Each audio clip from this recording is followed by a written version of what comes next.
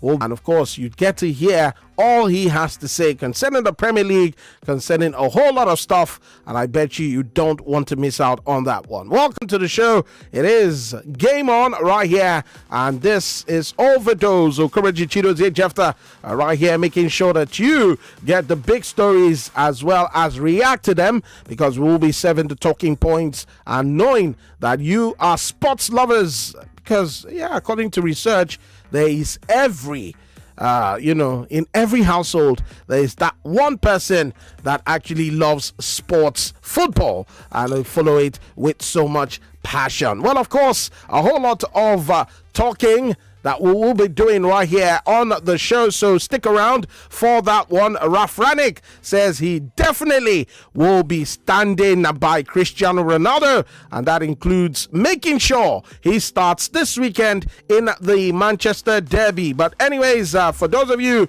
who don't know, we surely will be with the fans, and Smile is saying, you know what, you also can smile, you also can be a part of this, and surely they will do everything that they can to make it enjoyable. The Manchester Derby is what we surely will be making happen. Talking about Fatg Hotel at Alagbole, 34/36 Estate Bus Stop, Akute. Yes, indeed.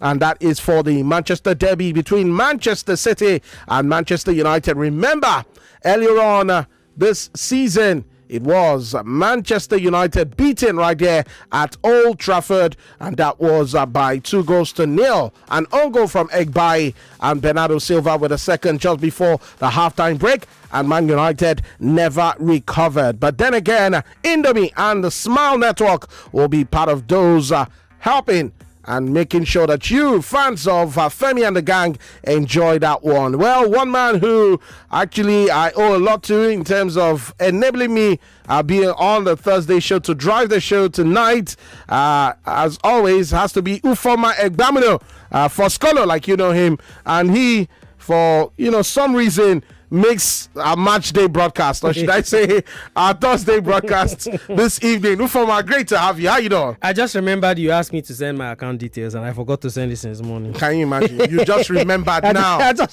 I just wanted to bless you for allowing me anchor this show from time to time. Let me just bless you, and let me just show you love, because these days love is hard to come by. Yeah, so you understand? To show me love. You understand? To show me love. Love is hard to come by. It is well. So when you see someone who wants to show you love, appreciate them. It is well. Yeah, your mic is on. Okay, so it is well. I don't know what they are doing in the studio, and I got here before him, and you had to even introduce him before me. How do you do that? And they said ladies first overdose. Wait. They said ladies first, and I got here even before 7 o'clock, and then you're introducing him before me. That can I say a prayer to you? Is it not ladies first anymore? No, I want to say a prayer. Let me just give her an answer. Is it not ladies first? Adeze Michael.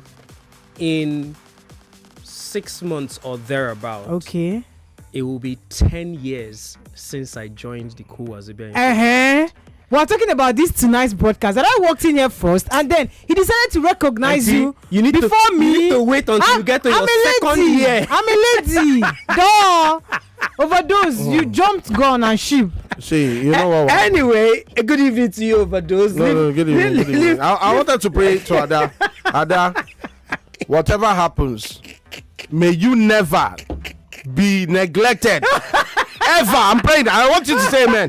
Whatever happens, may your helper, somebody who you've helped or who has helped you, not discredit you. I've never been in this life. You are the first person to discredit me. Ada, do you know what this man has done to me? You think I'm here on my own? Then I should sideline him. Buy favor. Shame on you, Overdose. I'm not buying favor. You're using me to buy favor for Thursday I'm broadcast. only giving honor to whom honor is due. You are using me to buy favor for Thursday broadcast. You're using me to buy favor. Shame on you, Overdose. Ufoma Egbamino. Ada, you are trouble. You are no longer an elder. Overdose, you are no longer an elder. You are a great man.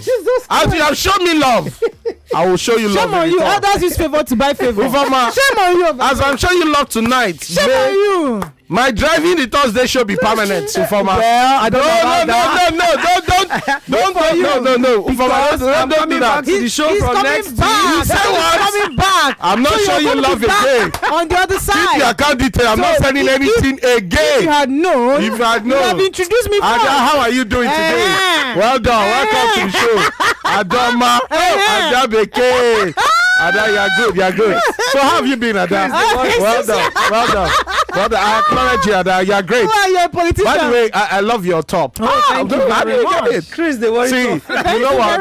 If I ever at any point in time look down on you, I'm sorry. Yeah. I thought I was dealing with somebody who was going to show me love in return. I never knew that. Like Seferin said, there are people among us that don't want us to thrive. You understand? Ufoma wants to bring the Super League to my Champions League. That's not fair.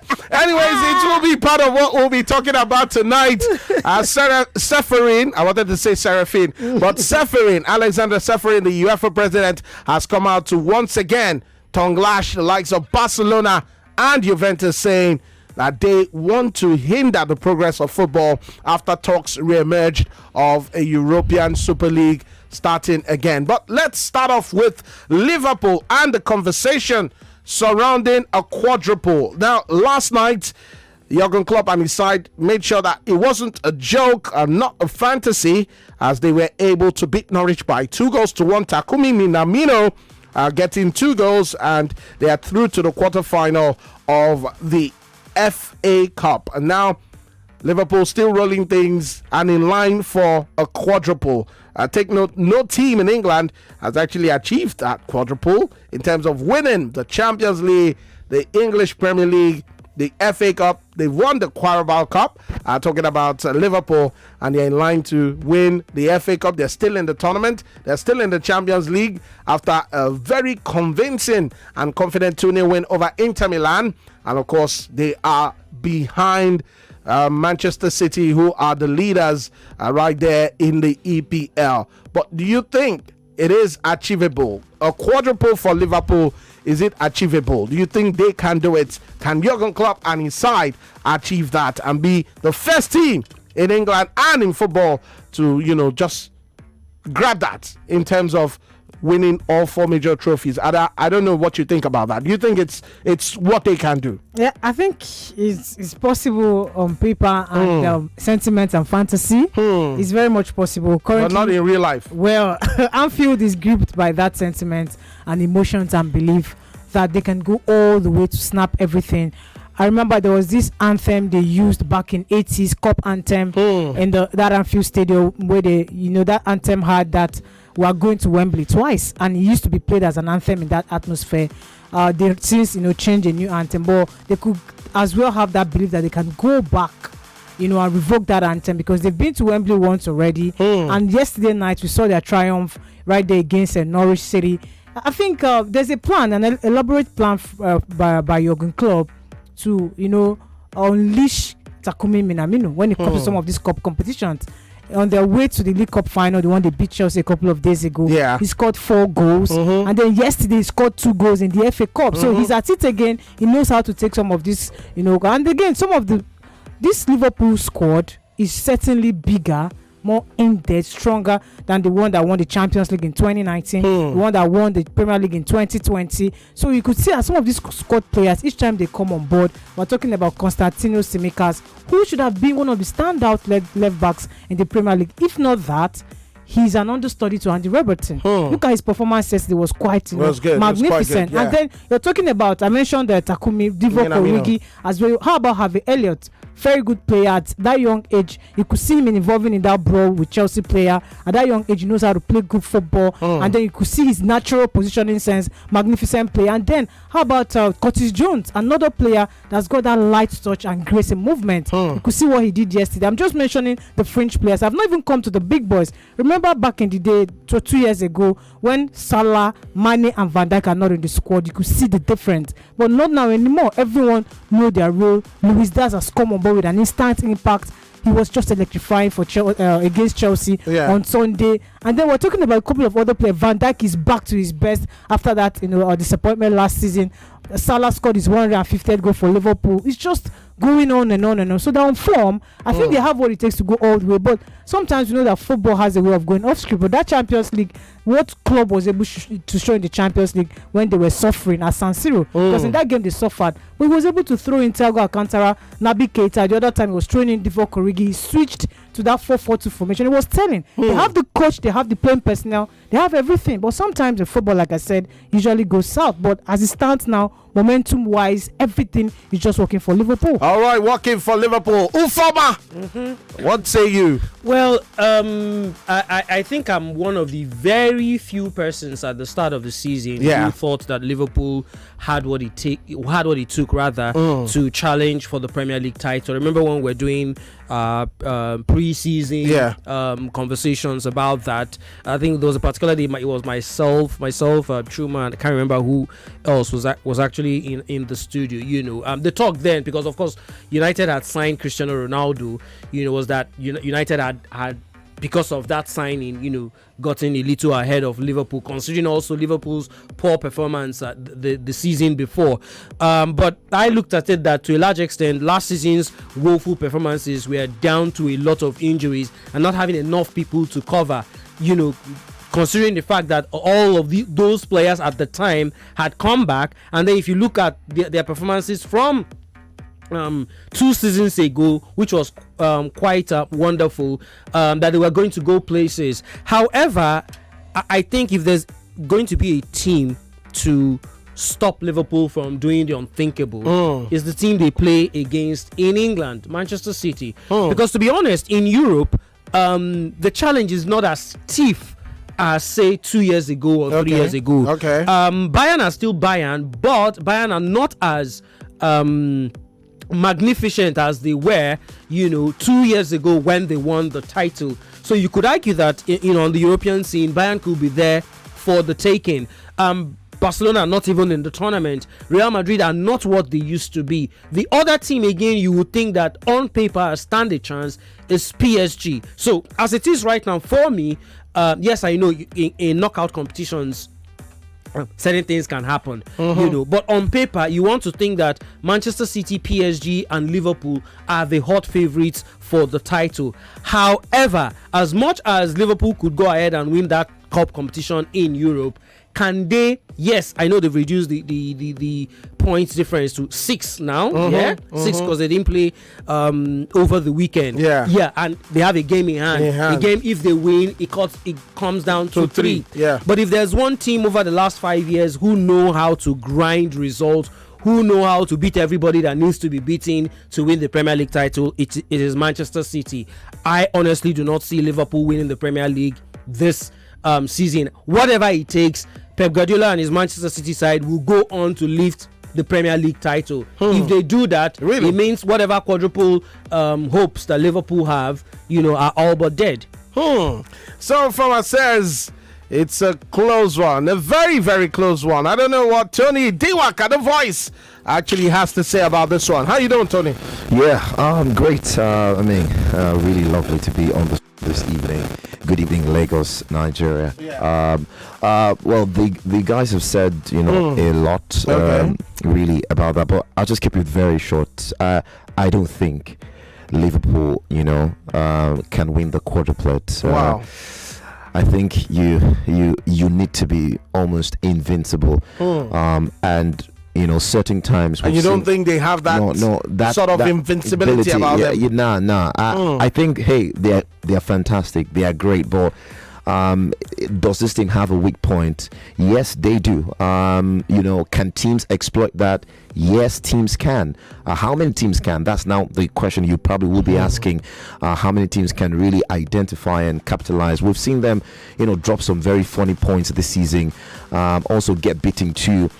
I don't think the quadruplet needs you to not just have a starting lineup that is electrifying and can take the world by storm, but have players from the bench who can almost do the same thing. If the first team players are not on parade, can the players on the bench replicate like for like? I doubt it. Yes, they'll give you, like what we saw yesterday in the FA Cup. It was a spirited performance. It was good, but at some point, yeah, well, you know, What say you, former? Norwich. yeah, but even at that, Why do you want why do you want to limit their it is what it is. Yeah, and Norwich scored one. You know, if that game was probably extended by some 5-10 minutes, who knows? Maybe who knows what will happen? Yeah, so it is either ways to win the quadruplet. I think you have to be out of this world, and if the Man United of this world under Sir Alex Ferguson, City currently have not done it, I don't think Liverpool can do it. However, it's not impossible, and that's one basic thing we all have to know. I mean, anything can happen in football. Immortality is built, you know, by teams consistently, but can they do this? That's a massive question. Yeah, I have to go to the phone lines right now. Yeah, quickly. There's a caveat in all of this. In terms of squad depth, already, I mean, everyone has contributed immensely to Liverpool, but there's a caveat. Each time Liverpool, historically, each time they've gone ahead to win the Carabao Cup, the next blip for them is usually that FA Cup exit. And that is something that some of their past coaches couldn't achieve. So if club can do this, he would have become the first coach in their history to clean all the domestic trophy possible. But I'm sure club will want to do that. He has all of the hunger and everything. The project is unleash Takumi Minamino. He's their danger man when it comes to this cup competition. I just wanted to react to Tony's talk about Sir Alex Ferguson and United. For anyone who remembers, the Carling Cup or Carabao Cup or whatever it's called never used to be a thing that the likes of Sir Alex Ferguson really considered serious. It became so much of a stiff competition under Jose Mourinho. When Jose Mourinho, like, you know, it used to be something that they play the children, the kids to while away time. So when you don't consider it so much of a realistic title to pursue, there's no way you're going to win the quadruple. I just wanted to add, that caveat that maybe if Sir Alex Ferguson considered it, you never can tell. The year they won the treble, maybe they could have. All right, maybe they could have, but no ifs, no buts, no maybes to what is coming. Talking about the man, the myth, the legend, Peter Drury is on Game On tonight. Yes, you heard me. That famous EPL commentator, a man who I grew up listening to. Well, I'll be talking to him tonight. I mean, if that is not God, I don't know what else to say. But anyways, 0700 993 993 993. Just a quick one or two from you guys, the fans. We love you, the fans, for what you do right here on 993 Nigeria Info. And of course, talk to us and tell us, do you think Liverpool can do the quadruple this season? 0700 993 993 993. Quick with your calls and your comments, because we have to go pay the bills very soon. Hello, good evening. Hello, good evening, buddy. Hi, good evening. How are you? I'm fine. Yes. I'm coming from Ebutemeta. Welcome from Ebutemeta. Let's hear you. For me, I don't think Liverpool will win quadruple. Why? Because Champions League, I think Man City is going to win it. Man City is there to win it. If Man City don't win Champions League, maybe PSG and this is still there. So there's no quadruple for Liverpool. All right, thank you so much. No quadruple for Liverpool, he says. Hello, good evening. Yes, sir, good evening. Everybody in the house. Yeah, you're welcome. Yeah, this Friday from me. Friday, welcome. Yeah, see, either Liverpool are favorite or not, Liverpool is winning the Champions League. See, that Liverpool so far this season is the only team in the whole of Europe that has lost only one game so far.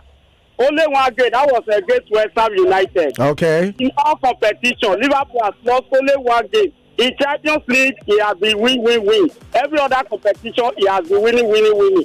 So we have lost only one game. But for me, that's why that I still believe that Man City are the favourites. All right, thank you so much. He believes Man City are the favourites. Well, we'll call a break, and when we come back, it will be interview time. Meanwhile, you can drop your messages on WhatsApp 080-9597-5805. We will be back. At ShopRite, you'll find every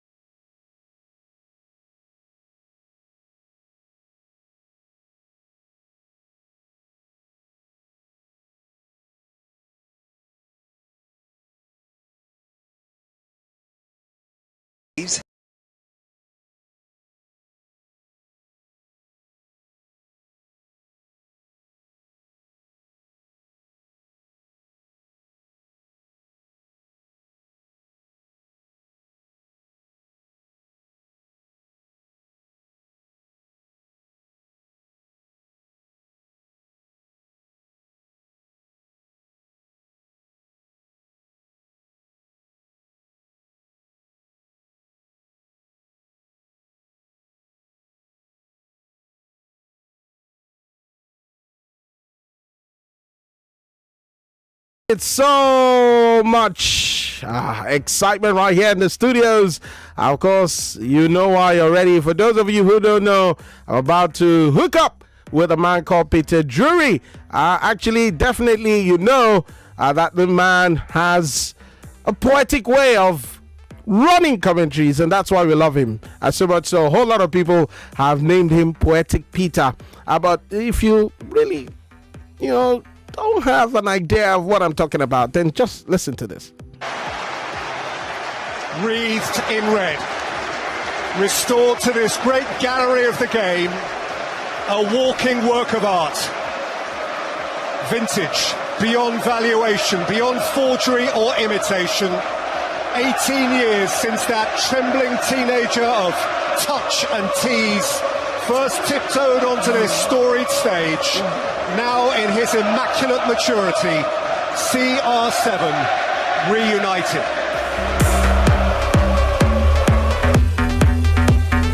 Yes, that is the man. You just heard his voice, Peter Drury. And surely he is the man that we will be talking to right here on the show, right here on 993 Nigeria Info. So, sit back, relax, and enjoy this one. It's Peter Drury. Let's go. Well, it is still Game On right here on 993 Nigeria Info. It is Game On, and it is a pleasure to have with us a man who has been running things, especially when you talk about football commentary. He is poetic, he is analytic, and very expressive.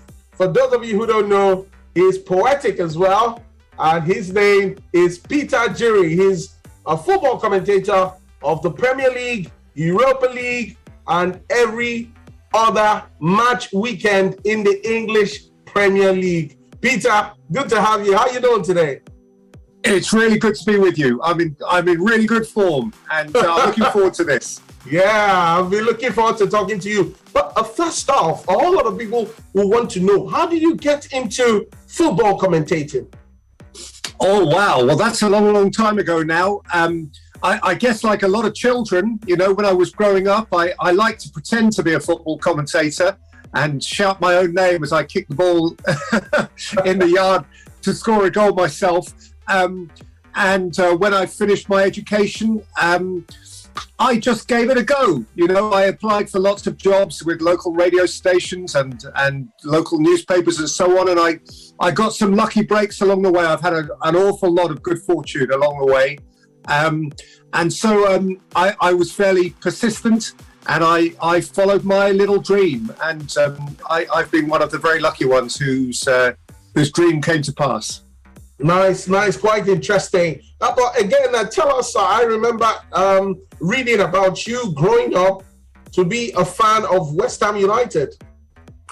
Well, when I was very young, the first half of my life, certainly, West Ham was the team I followed. I wasn't in a family that went to football matches, but when I was a very young boy, my brothers, when I was playing with them outside, I said to them, they were older than me, I said, which player should I be? Should I pretend to be? And they said Bobby Moore, who was, of course, the very famous captain of England who led the World Cup in 1966. So I was pretending to be Bobby Moore. And so West Ham became attached to me. And certainly through all my, right up really to my early adulthood, West Ham were the team that I was most attached to. Oh. I then moved to another area of the country and started bringing up my children, and actually I brought them up to support the local team nearer to where we live now. So for the last 20, 25 years, it's been less West Ham. Wow, interesting.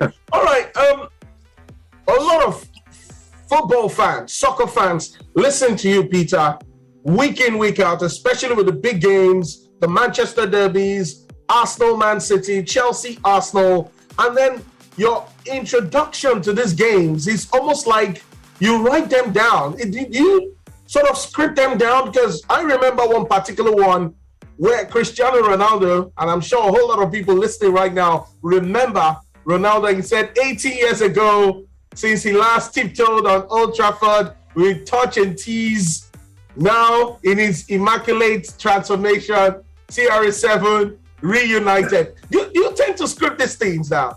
Yeah, listen, my view on these things is that what happens before the game, we know is going to happen.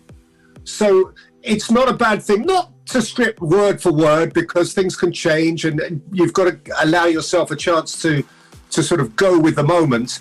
But you basically know it's going to happen. And that day with Ronaldo, certainly you knew that at 5 minutes to kick off, the camera would be in his face in a tunnel and he would walk out at Old Trafford, and it was all about him.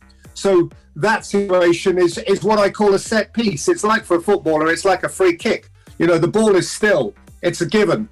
So why not be ready to have something to say? And when I introduce any game, I guess, part of the exercise of preparing for the game is to give myself a little while to think, what in essence is this game all about? You know, it's just another football match. It's another football match. If I was a fan, if I was sitting in Nigeria watching it and I needed to be told, what is the essence of this match? What is the narrative? You know, sum it up for me. In the moment that the players burst out into the sunlight, you know, and so it's a useful discipline for me just to sort of chisel down into the basics, the reason for the football match. And I try to express that over those 20, 30 seconds as the teams walk out of the tunnel. And it sort of sets me on my way. Interesting. Especially when you talk about the derbies. I remember when you actually talked about Arsenal, Chelsea, and you said red and blue don't mix, they clash. You know, and I was like, it's quite the way you go about it. Did you do poetry while being? Because I remember you did a little of accounting, but that was for a short period. But did you go into poetry before you brought it to your football style? No, and I must say, I don't set out to be. Other people kindly say of me, they say sometimes poetry is what it sounds like, but I don't set out to be poetic. I like words. I like to use words. I like to express myself, I suppose. And I love football, so I put words and football together, and that's just what sort of comes out. But I've never set out to have a particular style. It's just me, really, for better or worse. It's just me. I like that. All right, let's move to the Premier League now. You've been the voice of the Premier League for so long a time, with so many color commentators. Like I said earlier, Andros Townsend, Alan Smith. You talk about Jim Beglin, who is like your right-hand man, especially when you run commentaries. But again, when you look at the way the season has panned out, how would you describe this season so far? At some point, it looked like Man City were running away with it, but now Liverpool are within touching distance, like you always say, and then it's all to play for. Managerial shake-ups, Steven Gerrard coming to Aston Villa, Dean Smith sacked by Aston Villa, now with Norwich, Frank Lampard sacked by Chelsea, now with Everton. When you look at everything that is happening, how would you sum up the whole Premier League season so far? Well, it is shaping up to be a really, really exciting finish to this season. As you imply, with all of that information about managers coming and going and City running away with it and Liverpool catching up, what the Premier League is a continuing drama. It's a soap opera. It's a series of narratives. It's one story followed by another story, followed by another story, and it's unending. And that's why we love it. It's just a seamless supply of narrative and drama. And That's why it's such a delight to try and articulate it. And this season, as you say, I guess there was some concern a few weeks ago for a neutral, not for a Manchester City fan, of course, they're entitled to want to fly away with it, but for a neutral that it was not going to be a great climax. But because Manchester City, surprise, surprise, lost the game the other day, suddenly we've got excitement right at the top. We've got great excitement in the race for fourth for the Champions League, involving some of the really big clubs, you know, Manchester United, obviously, Arsenal and Tottenham, and West Ham are doing very well. So that area of the table is really exciting too. And you gave a little mention to Norwich just now, right at the bottom in the race to avoid going down. Yeah. It really is exciting. I mean, that really is exciting because there are the small clubs you might expect to be down there, Norwich and Watford and Burnley, say. But there's also Everton and there's Leeds. You know, there are major clubs who are right in the thick of that. So all in all, you know, from top to bottom in the Premier League, it's shaping up to be a fantastic climax. All right, I want to continue with the Premier League, but I remember, and this is because I also play video games, that you're the voice of Pro Evolution Soccer as well. I've been playing it for quite a while. How do you encode your voice and in such a way put all that together? Neymar, how many do you want? You know, I play these games and it's your voice and Jim Beglin. How long does it take to actually put these games together? How much of recording do you do to this Pro Evolution Soccer games? Let me tell you, it takes a while. It does take a while every year. I mean, it took a long while to start with, obviously, to build up the sort of library of sound clips and names and so on. And every year we probably put in another 40, 50, 60 hours of recording time to top it up and bring it up to date and make sure that it tries to remain fairly fresh. And I promise you, it's not exciting. You know, it's a lot of just shouting into a microphone. And by the end of the day of that, my voice is gone. So, but listen, it's fun. It's a fun thing to be associated with. It's you know, I don't particularly play these games, and I certainly wouldn't pretend to know how it works. I mean, the clever people are the ones who make it work. I'm not the clever one. I just sit there shouting the names. But there are some clever boffins out there who turn it into the game. Interesting. All right, now back to the Premier League. A whole lot of people thought Ronaldo coming back to Man United will give it some sort of uplifting, because we know about the man, his numbers, the awards he's won. I mean, he needs no introduction talking about Cristiano Ronaldo. But it seems to be that with Ronaldo in the Man United setup, I mean, Ole Gunnar Solskjaer was the manager, but they embarked on this poor run of games, and eventually he was sacked, and in came Ralf Rangnick. And you look at Man United these days, they concede goals, hard to keep clean sheets. They're just not being able to figure themselves out. Would you say Ronaldo coming back to United is in itself bringing its own problems? Some people don't think so. Some people think it's a general thing and Ronaldo is just unlucky. But let me get your view of Man United. My view, for what it's worth, is that if you look at what Ronaldo has contributed to Manchester United this season, it doesn't, to me, make any sense to say that he has been more of a problem than he has been an asset. He has scored a lot of goals. In the Champions League, he scored crucial late goals. Without Ronaldo, the season would surely be even less good than it is now. Now, I understand what people are saying. He brings a lot of attention with him. He is now 37 years old. Maybe he doesn't quite have the energy he used to have, and that is completely understandable. But as I say, if you look at the statistics, it's surely very hard to argue that he is to blame for Manchester United's problems. They may not have got the Ronaldo that existed 10 years ago when he was scoring goals at 2 a game, every game for Real Madrid.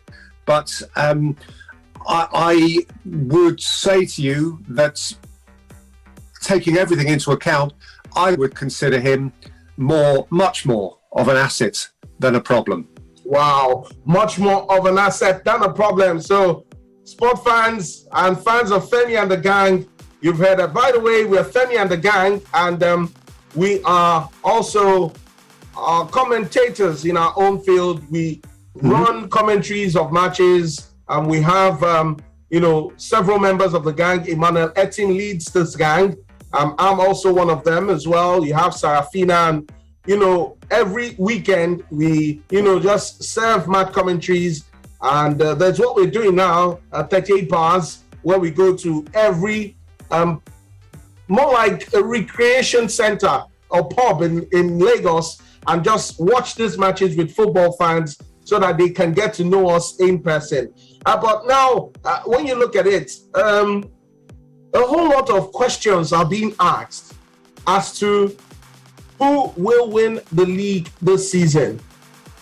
Do you think it will be Man City retaining it with Pep Guardiola, or you think Jurgen Klopp with the Gengen press that he's so much into, that has given Liverpool a new face? Do you think Liverpool, with the likes of Sadio Mane, Mo Salah, Jordan Henderson, Virgil van Dijk, you think they will, win the title?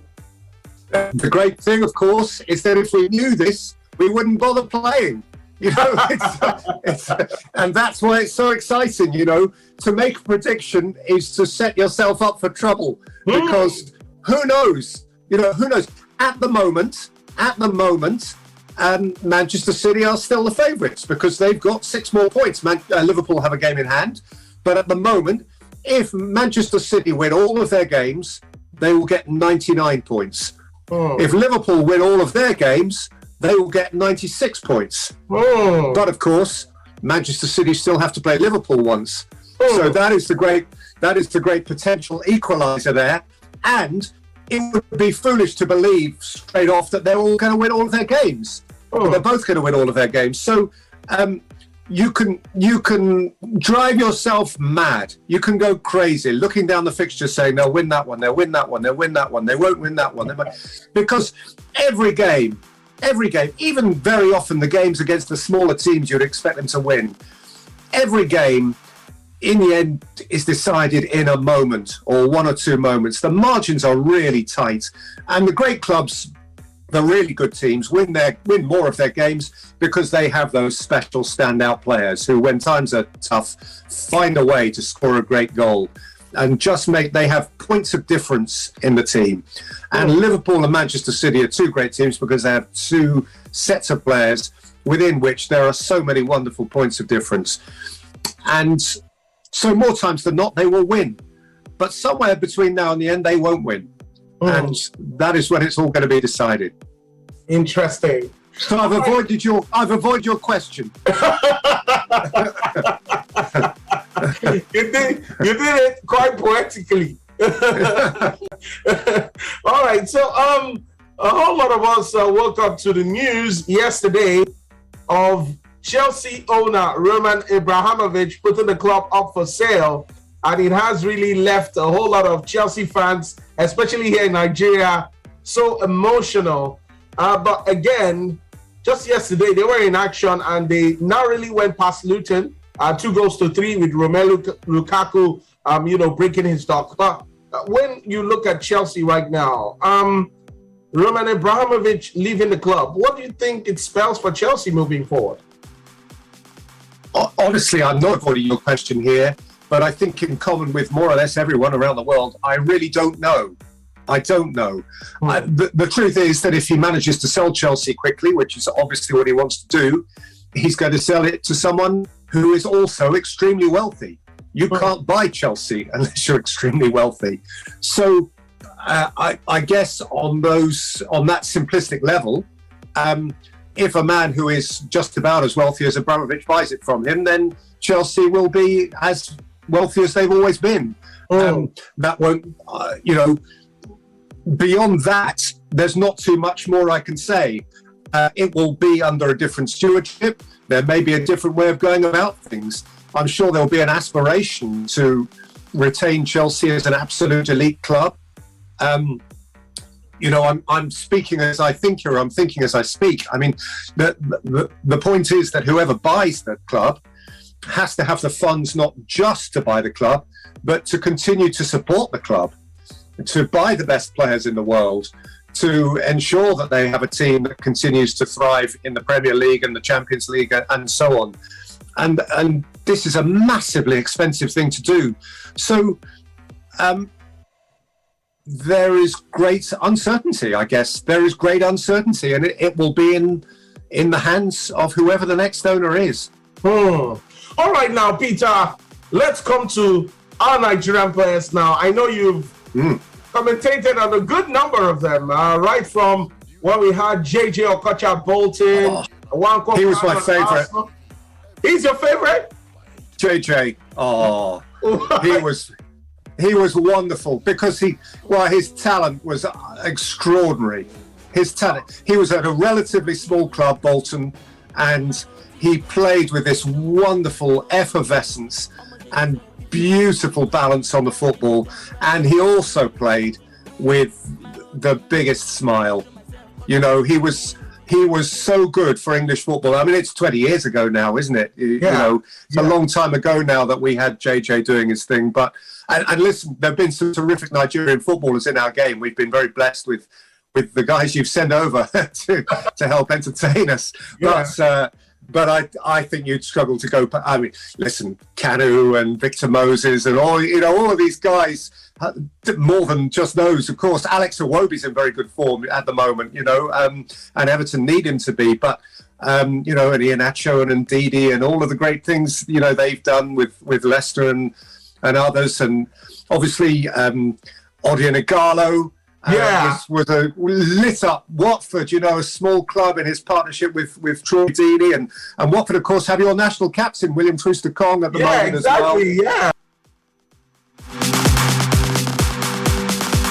All right, guys, still 993 Nigeria info. Of course, we definitely will be going on a short break. Peter, just hang in there. When we come back from this break, then we will continue the conversation. You heard what he said. JJ Okocha is his favorite. I mean, you look at the fact that of all our Nigerian players, he's actually had the pleasure of commentating on with their respective clubs over the years. He says it is JJ Okocha who is the main man for him. Well, stick around.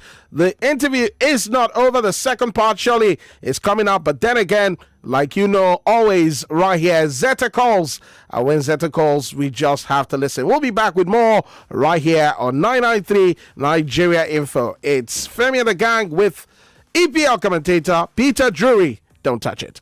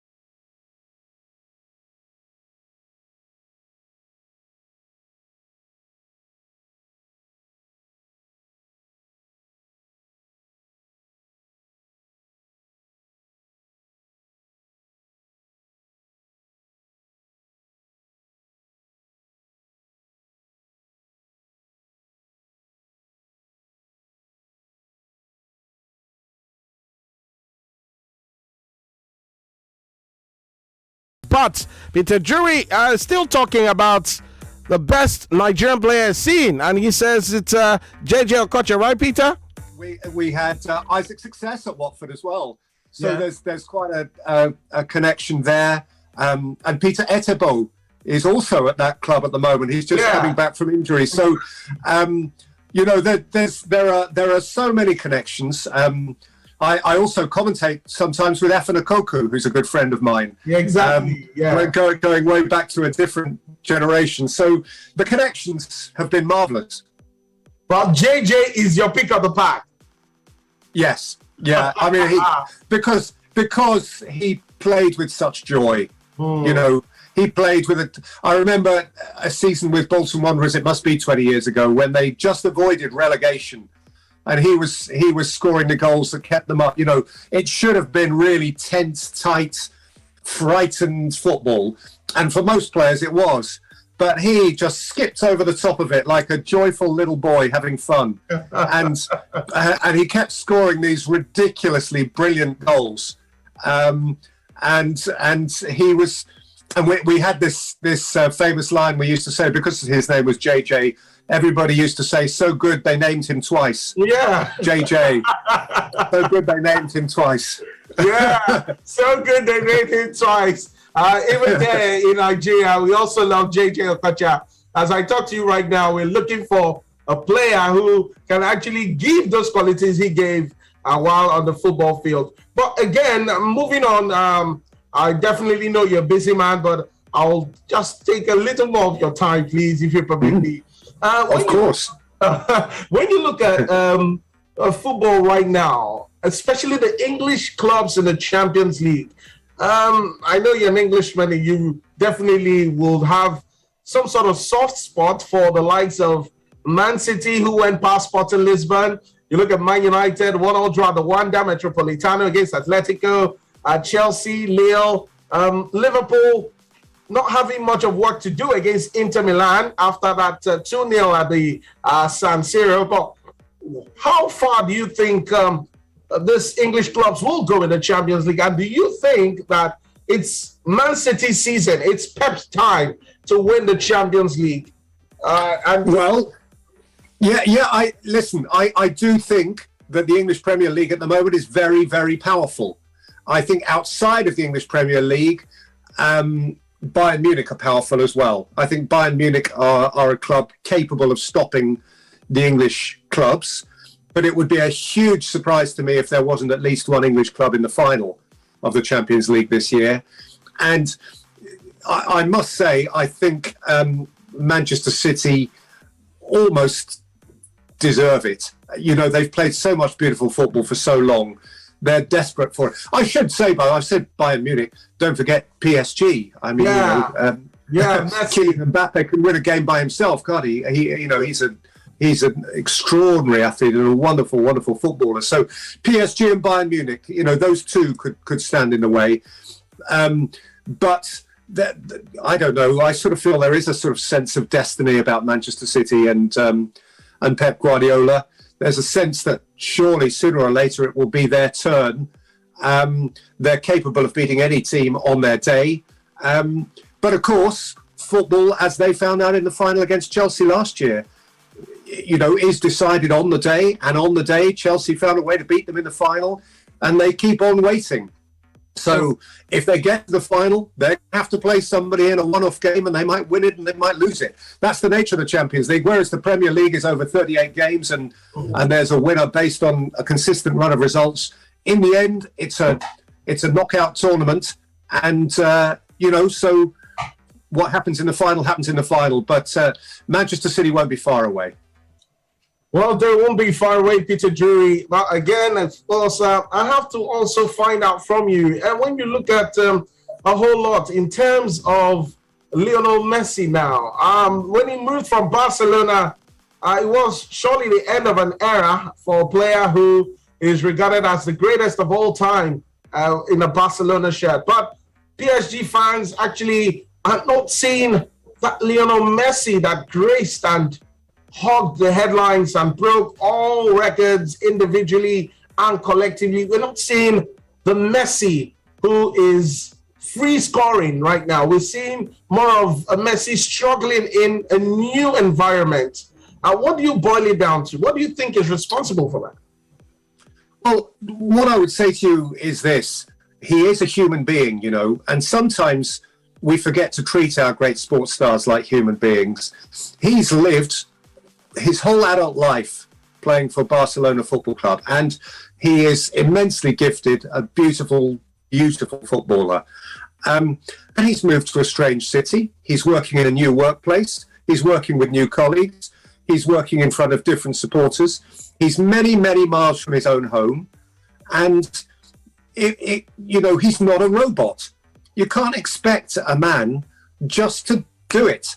You know, it's unfair, even on someone as great as him.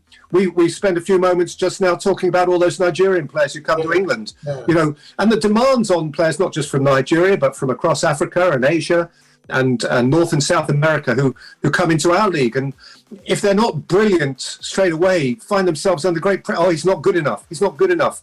And we forget that these guys have families, they have loved ones, they have, you know, they're missing home. And yes, they get paid very, very well, and they're rich beyond the wildest dreams of most people, but they're still human beings, you know. And Lionel Messi has had a major upheaval in his life. Yeah. And now here he is playing somewhere else. And also, you know, he's not as young as he used to be. So it's a big ask. And I would not be inclined to complain about the Lionel Messi PSG are seeing at all. He's still an immensely talented player. Just because he's not scoring a hat-trick every week like he used to for Barcelona doesn't mean that he's not contributing in a pretty substantial way. And they're going to be the champions of France, and they're still in the Champions League. So don't give up on him yet. All right, then. I'm sure we definitely will not give up on him. One final one before I go. A whole lot of time we've actually been asking, if Messi and Ronaldo leaves the stage, who are the men who take over from them? Neymar has been in that conversation. Eden Hazard has been in that conversation, but unfortunately for Eden Hazard right now, not hitting the strides like he used to due to injury. Vinicius and Karim Benzema running the show for Real Madrid. You also do have Barcelona now. Xavi coming in, huge impact since, you know, Aubameyang came in. You have Adama Traore right there, Ferran Torres, you know. So when you look at Barcelona, they seem to be heading, especially with the recent results that they've had, in the right direction. But just to get your take now, looking at the likes of Mbappe, Neymar, Hazard, you know, Aubameyang, who do you think are the men that will take over from Ronaldo and Messi? Do you think Haaland also is in that conversation as well? I think Haaland is in that conversation. I was just about to mention him. But if you offered me a blank check to buy for my little football club one player in the whole world, without question, it would be Kylian Mbappe. Wow. I think he looks to me as though he is going to be the number one superstar for the next little while. He has just such grace on the football. He clearly is mentally very switched on. He's adept, he's clever, and he has on top of that the great physical attributes that make him a terrifying athlete. You know, he's a really powerful man. He's so fast. He seems fearless. He has achieved so much so early in his life that he has nothing to be frightened about anymore. He has no point to make. He has nothing to prove. The only thing, I suppose, and time will tell on this, that would make you query him would be around whether he has the appetite to continue playing at the top level for the next 8, 10, 12, 15 years like Ronaldo and Messi have. You know, when Ronaldo broke one record, he didn't put his feet up and say, that'll do me. He went and tried to break another one. When Messi wins one medal, he goes and wants to win another one. You know, and you have to be a very special, determined kind of individual keep wanting to do all of that year after year. Once you've won the World Cup, once you've won the Champions League, once you've got your millions in the bank, do you still want to get up and train just as hard on Monday morning as you did last Monday morning? And as long as Mbappe does, I don't see why he won't be the number one world superstar for years to come. Wow. All right, one final one before I let you go. We're good to hear your voice this weekend and the next, as you continue to serve us sweet, sensational, smooth, and just very sultry commentary. You do it so effortlessly, like especially when you have the mic in your hands and maybe you're talking about Arsenal, you're talking about Mikel Arteta on the stands, or you're talking about Roy Hodgson who just signed for Watford, or you're talking about Ndidi holding things up, or Jamie Vardy up front for Leicester. You do it with so much passion. How many years now have you been running commentaries? That's one. And two, how do you prepare for a match, a particular match? Say Man City, Man United, or Arsenal, Chelsea. How do you prepare? How do you build up to such a fixture? Well, the answer to your first question is, I think I first commentated on a football match in 1988. So that is, whatever it is, 34 years ago. So that's a very lucky life I'm leading. So let me say that. I know how very, very fortunate I am. And in terms of preparing for a game, I sit at my desk for 6 or 8 hours and spend my time working on the statistics, the history, the dynamics of the game, the narrative, what it means, and putting it all together and watching back videos if I need to remind myself of what happened when they last met, or who scored a great goal where, and all of those little bits that go together to make the story. So essentially, I always say that on average, it varies, but on average, one football match is 8 hours work. So before getting to the ground, and then match day is a separate thing. But I would say I invest 6, 7, 8 hours work in every game, sitting at my desk, and then go and see what comes out on match day. Wow, interesting. But again, as a commentator, it also has to do with your color. Off the top of my head, I'll definitely say your best color commentator has to be Jim Beglin, because it's like you guys understand each other. I don't know if you play together, but there's this no. communication. Let me tell you, he wouldn't have wanted to be playing with me. He was a top professional footballer who won the double with Liverpool in the mid-1980s. Yeah. I was a very average school footballer. We wouldn't have been seen together in the same team. Nice. But again, what are you going to tell your fans here in Nigeria? A whole lot of people play these Pro Evolution soccer games, and a whole lot of us are glued to our TV stations the weekend, because we know you're going to be running the commentaries of the big teams, the Liverpools, the Man City, Tottenham, Man United, Chelsea, Arsenal. Whenever we just see the lineup of the fixtures, we say, hey, at Old Trafford today, it's got to be Peter Drury. Or at Anfield today, it has to be... Tell you what I have to say. I have to say this. I am to do what I do for a living. I'm just a lucky guy who sits in a good seat at the football match and gets to watch the football match, have some fun, and express myself. And to all the fans in Nigeria, what I'd say is thank you so much for all your warmth and for all your enthusiasm and for your love of the football, because it's the football that you actually love. Nobody tunes in for the commentator. People tune in for the football and for the great players, and the great players that come from your continent and the great players that come from our continent. And so thank you for your enthusiasm. Thank you for your really kind feedback.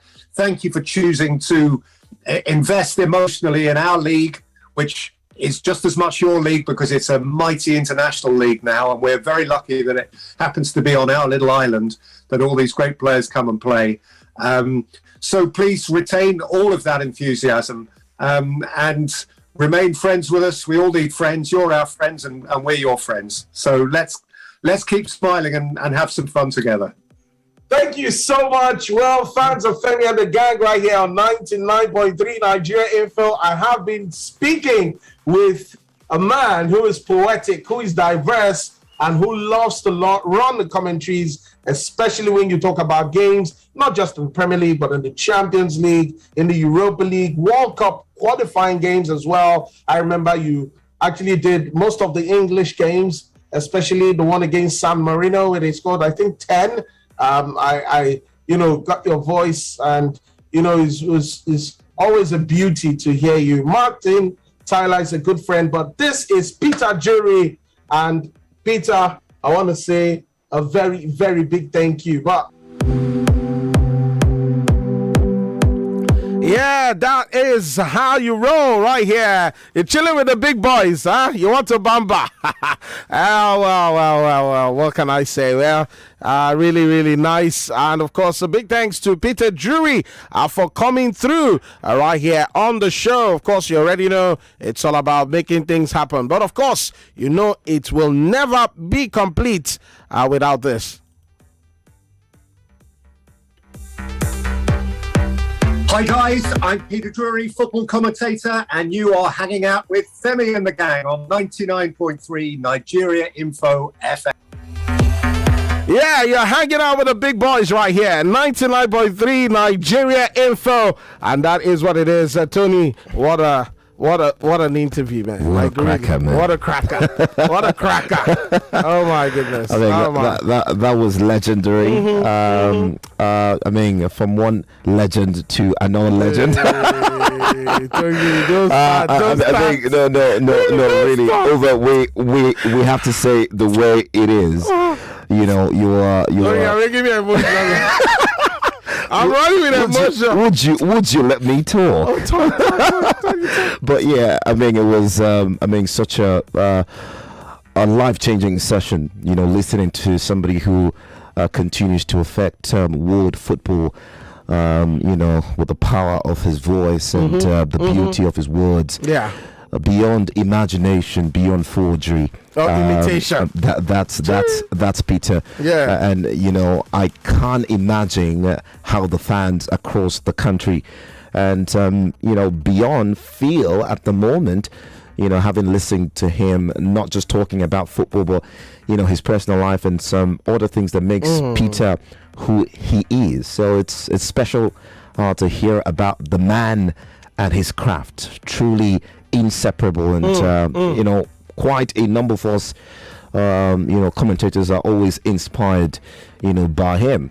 He talked about how long he always takes to 6 prepare. to 8 hours of preparation. Six to eight hours. And, that's huge. Yeah, it is. And I know that some of us here do something close to that. Yeah. If you're preparing, I think I do 4 to 5. I mean, if I'm preparing for a major game, I do days. Wow.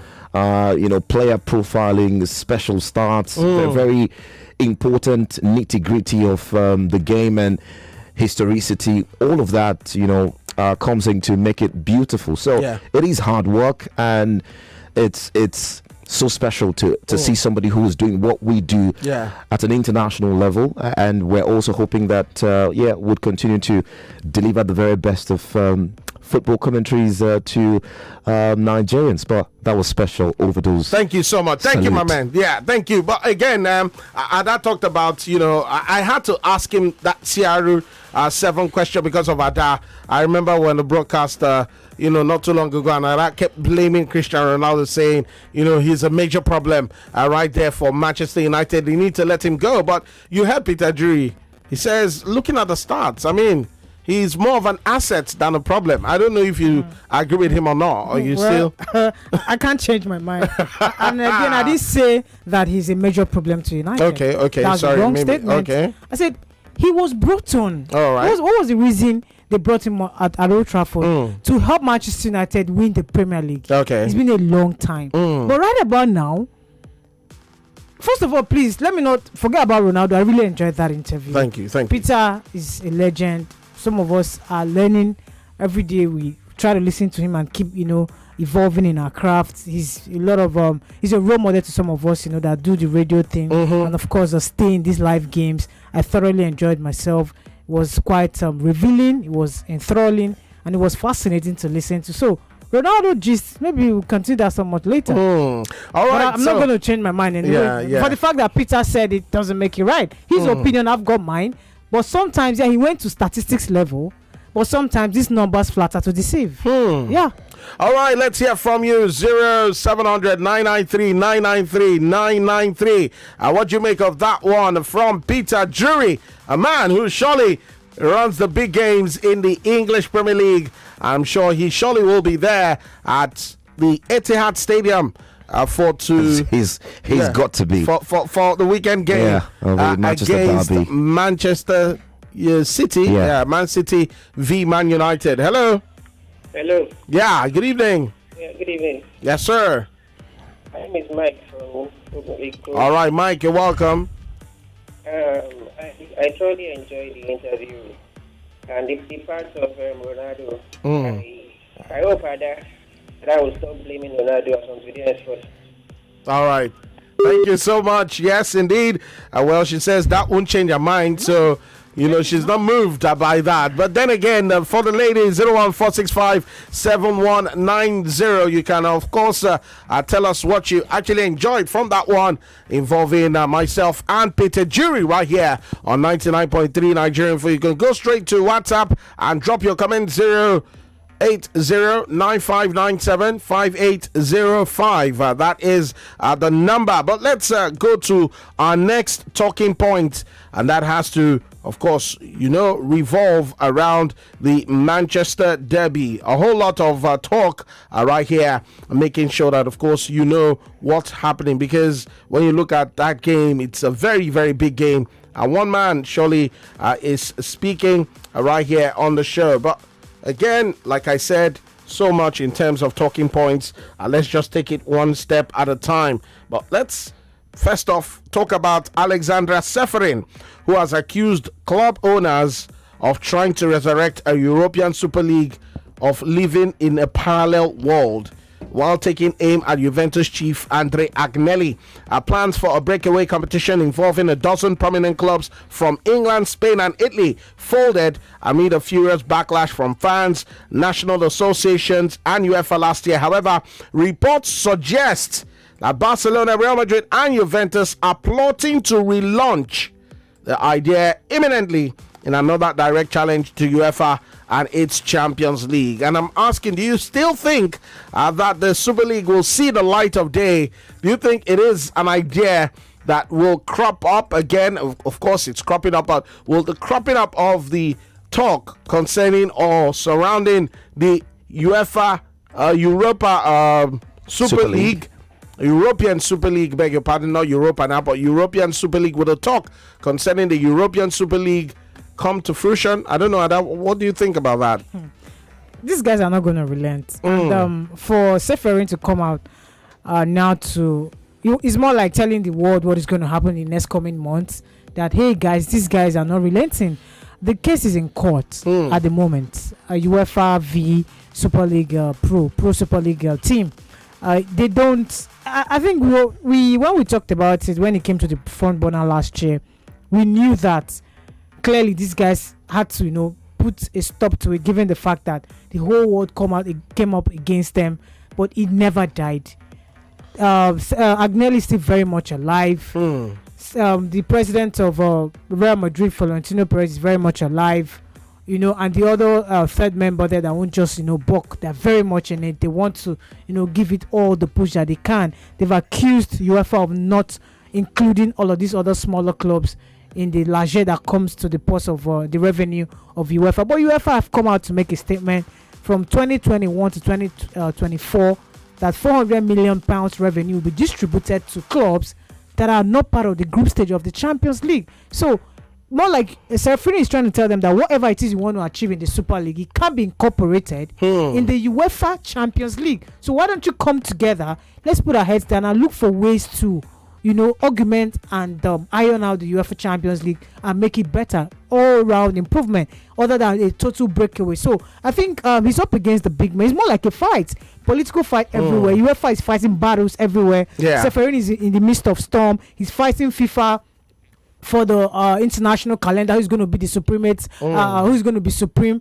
in the international calendar. He's also fighting Seferin and no, I beg your pardon, not Seferin now, Florentino Perez and Agnelli, who's going to be the big man of the UEFA Champions League. So if you look at all of this, it means that if you're being haunted, if you're being unnecessarily poked in the eye from time to time, it means you're successful. If UEFA and Seferin is not successful, these guys won't come up to poke him in the eye. They just want more money, and UEFA have told them that they can get more money. So I don't think they will relent. There's even going to be more dramas in the coming days, given the fact that the case is in court and Seferin is already telling the world what is going to happen in the next couple of months, that these guys will always come back to flag off this UEFA Super League. But I'm sure that they may not be having the support of the English Premier League anymore.